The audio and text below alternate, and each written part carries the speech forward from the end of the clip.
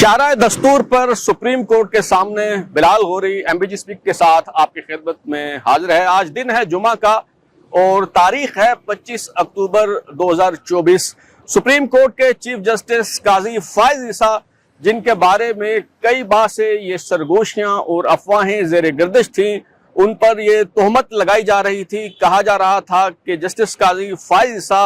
हुकूमत की सहूलतकारी कर रहे हैं और इसकी वजह यह है कि वो अपनी मुद्दत मुलाजमत में तोसी के ख्वाह हैं, एक्सटेंशन लेना चाहते हैं। लेकिन आज ये सब खबरें, ये सब अफवाहें, ये सब चहमगोइयाँ सरगोशियाँ दम तोड़ गई और जस्टिस काजी फाइज ईसा अपनी उम्र की बालाई हद पूरी होने पर रिटायर हो गए। उनके एजाज में सुप्रीम कोर्ट में एक फुल कोर्ट रेफरेंस का इनकाद किया गया था कोर्ट नंबर 1 में, जिसमें नामजद chief justice justice Yahya Afridi के अलावा सुप्रीम कोर्ट के 17 जज साहबान, जिनमें से एडहॉक जज साहबान भी थे और शरीयत एपलेट बेंच के जज साहबान भी थे, उन्होंने इस फुल कोर्ट रेफरेंस में शिरकत की। लेकिन सुप्रीम कोर्ट के 5 जो जज साहबान हैं, उन्होंने जस्टिस काजी फाइज ईसा के एजाज में दिए गए इस रेफरेंस में शिरकत नहीं की। उनमें जस्टिस मंसूर अली शाह हैं, जो खुद चीफ जस्टिस बनने की दौड़ में शामिल थे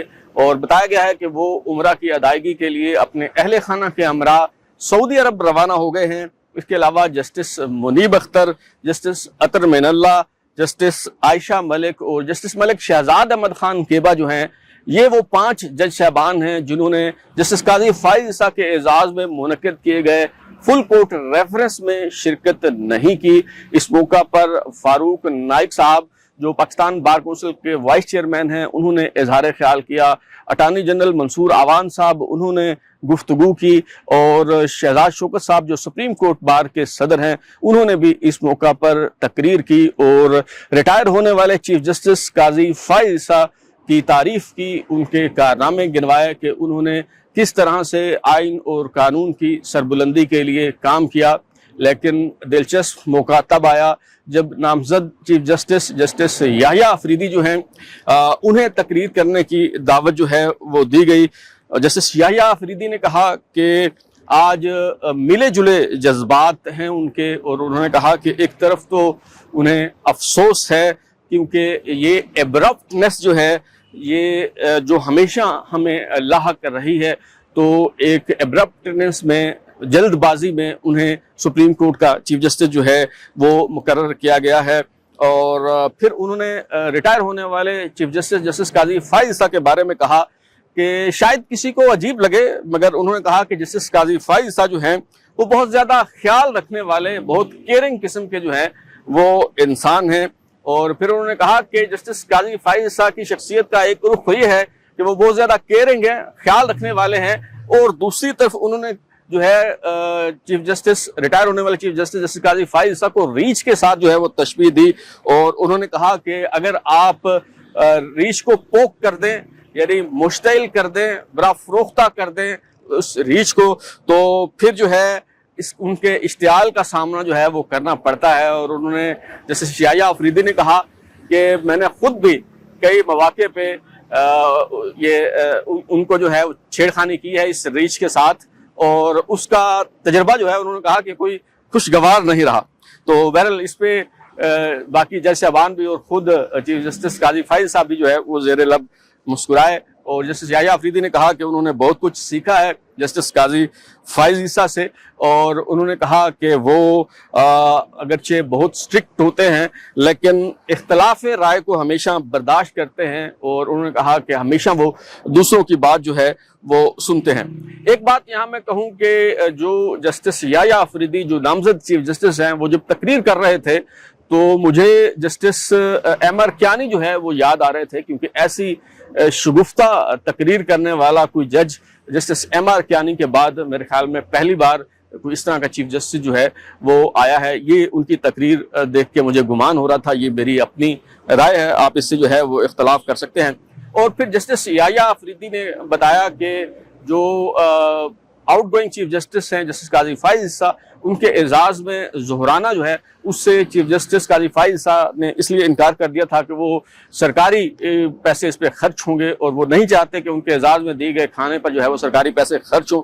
तो उन्होंने कहा कि जी इसलिए हमने एहतमाम किया है, हमने ये फैसला किया है। जैसे याया अफरीदी ने कहा कि उन समेत जो जितने भी सुप्रीम कोर्ट के जज साहबान हैं वो कंट्रीब्यूट करेंगे और अपने जेब से, अपने पैसों से जस्टिस काजी फाइज ईसा को फेयरवेल लंच देंगे, उनके एजाज में जोराने का इंतजाम करेंगे और ये अखराजात सरकारी खजाने से जो है वो नहीं होंगे। और फिर जस्टिस याया अफरीदी ने कुछ बताया कि वो क्या करेंगे, अपनी तरजीहात जो है वो वाजे की और उन्होंने कहा कि जज का वकार और अदालत की शान जो है उसे हर हाल में यकीनी बनाया जाएगा, हर हाल में उसका एहतराम जो है वो किया जाएगा। और फिर उन्होंने कहा कि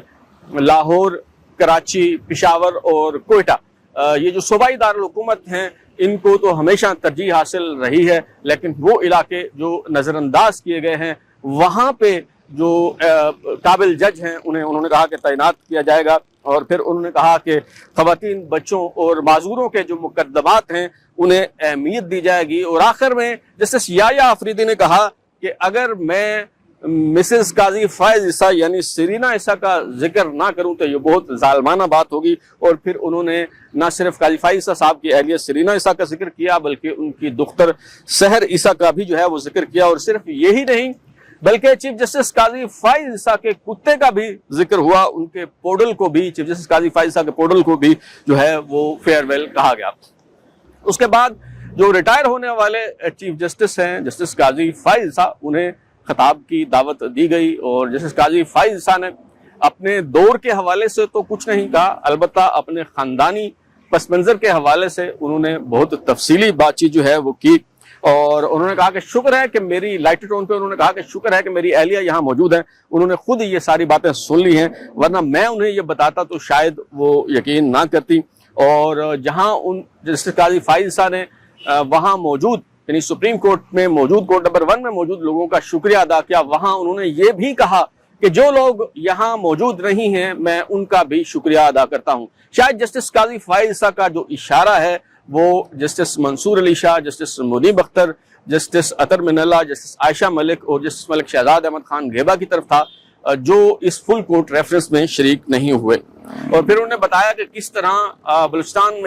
बलूचिस्तान हाई कोर्ट में एक आईनी बहरान आया हुआ था, कोई जज नहीं था, तो वो बराह रास्त वहाँ पे जज तैनात हुए और chief justice Balochistan high court जो है वो बन गए। और उन्होंने बताया कि जस्टिस फकीर मोहम्मद खोखर जो उनके जस्टिस इफ्तिखार चौधरी साहब के रजिस्ट्रार थे, उन्होंने जो है वो फोन किया उन्हें और उन्होंने कहा कि जस्टिस इफ्तिखार चौधरी साहब आपको बुला रहे हैं, मिलना चाहते हैं। तो जस्टिस काजी फाइज ईसा ने सोचा कि मैं डान अखबार में कॉलम लिखता रहता हूँ अंग्रेजी में, तो हो सकता है कोई बात उन्हें नागवार गुजरी हो, लेकिन जब मुलाकात हुई तो उन्हें बताया गया कि उन्हें chief justice Balochistan high court जो है वो तैनात किया जा रहा है। फिर उन्होंने अपने खानदान का जिक्र किया और बताया, और ये भी उन्होंने बताया कि जी चूंकि वहाँ कोई और जज नहीं था, वो बराह रास्त जज भी बने और फिर चीफ जस्टिस बन गए, तो उन्हें सीखने का मौका नहीं मिला और वकला से उन्होंने बहुत कुछ जो है वो सीखा। फिर उन्होंने अपने आबा अजदाद का जिक्र किया, वालिद का, दादा का, घर की खवातीन का जिक्र किया, अपनी दादी का जिक्र किया कि जो बेवा हो गई थी और उनके 3 बेटे थे, बड़े बेटे काजी मूसा, छोटे बेटे काजी मोहम्मद ईसा जो काजी फाइज ईसा के वालिद हैं, और काजी मोहम्मद इस्माइल। तो उन्होंने कहा कि इन तीनों बच्चों को उन्होंने पढ़ाया लिखाया। काजी मोहम्मद इस्माइल जो हैं वो पायलट बन गए और इनके वालिद जस्टिस काजी मोहम्मद ईसा जो हैं वो बलूचिस्तान के पहले बैरिस्टर और वकील थे। तो यूं उन्होंने बताया कि उनका जो पूरा खानदान है 3 नस्लों से शोबा कानून से जो है वो वाबस्ता है। उन्होंने बताया कि मैट्रिक तक उन्होंने वहीं बलूचिस्तान से ही तालीम हासिल की और फिर जहां वहाँ पे चूंकि सीनियर कैम्ब्रिज नहीं होता था तो वहाँ से वो जो है वो कराची चले गए। और उन्होंने बताया कि उनकी वालदा ने उन्हें एक ही नसीहत की और वो ये थी कि डिग्री कर लेना और उसके बाद जो दिल में आए करना। और फिर जस्टिस काजी फाइज ईसा ने फरमाया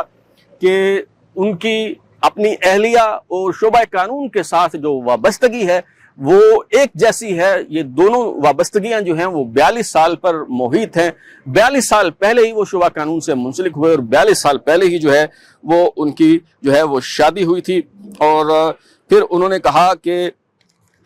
लोग उन्हें जिन अच्छे कामों का क्रेडिट देते हैं, यानी जस्टिस काजी फाइज ईसा ने कहा कि उन्हें जिन अच्छे कामों का क्रेडिट दिया जाता है, तो उन्होंने कहा कि इसके पीछे उनकी अहलिया सरीना ईसा का जो है वो हाथ है। फिर उन्होंने जो उनका स्टाफ था उसका शुक्रिया अदा किया। प्रोफेसर डॉक्टर मुश्ताक जो उनके प्राइवेट सेक्रेटरी थे, उन्होंने कहा जी वो उनके साथ ही आए थे और वो शर्त पे आए थे कि जिस दिन काजी फाइज ईसा का फेयरवेल होगा उस दिन उनका भी फेयरवेल होगा, वो भी रुखसत हो जाएंगे। जजीला असलम साहबा जो रजिस्ट्रार जिन्हें उन्होंने तैनात किया सुप्रीम कोर्ट का, उनका जो है वो शुक्रिया अदा किया।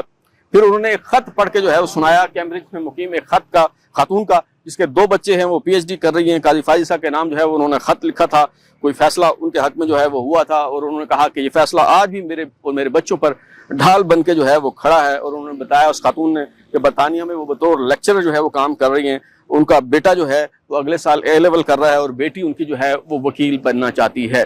तो जस्टिस काजी फाइज ईसा का जो खिताब था इसमें वो किसी कंट्रोवर्सी में नहीं पड़े। जस्टिस काजी फाइज ईसा ने अपने दौर के हवाले से कोई बात नहीं की। उन्होंने जो फैसले हुए उनके दौर में, जो तनाज़ात, जो कंट्रोवर्सीज हुई, जस्टिस काजी फाइज ईसा ने उन पर किसी किस्म की कोई बात नहीं की। और बहुत अच्छी बात है, क्योंकि जो जज के फैसले हैं और जज को जो है वो तारीख जज करती है, तारीख ही उसके बारे में जो है वो फैसला करती है। अपने बारे में वो कुछ कहते भी जो तो इससे कोई फर्क नहीं पड़ना था। और जिन जज साहबान ने गलत फैसले किए होते हैं, जिनके जमीर पर बोझ होता है, वो फेयरवेल के वक्त ही नहीं बल्कि जिंदगी भर वजाहतें देते रहते हैं। जैसा कि जस्टिस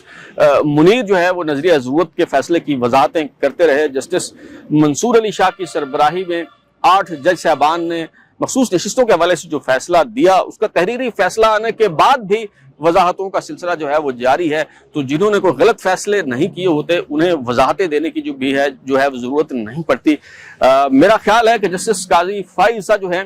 उनके बारे में हतमी फैसला तो तारीख ही करेगी, लेकिन मेरी राय यह है कि जस्टिस काजी फाइज ईसा का शुमार justice Durab Patel, justice MR Kayani और जस्टिस भगवान दास जैसे जो अच्छे जज हैं उनमें होगा, और तारीख उन्हें अच्छे जज के तौर पर जो है वो याद करेगी, क्योंकि उन्होंने अपने अख्तियारात को सरेंडर किया, सुप्रीम कोर्ट को स्ट्रेंथन किया, पार्लियामेंट की बालादस्ती को तस्लीम किया और आईन और कानून के साथ खड़े रहे। तो अब तक के लिए इतना ही। बिलाल उर को इजाजत दीजिए, फिर मुलाकात होगी। अगर आपको हमारा शो पसंद आया तो इसे लाइक करें, कमेंट करें, शेयर करें, और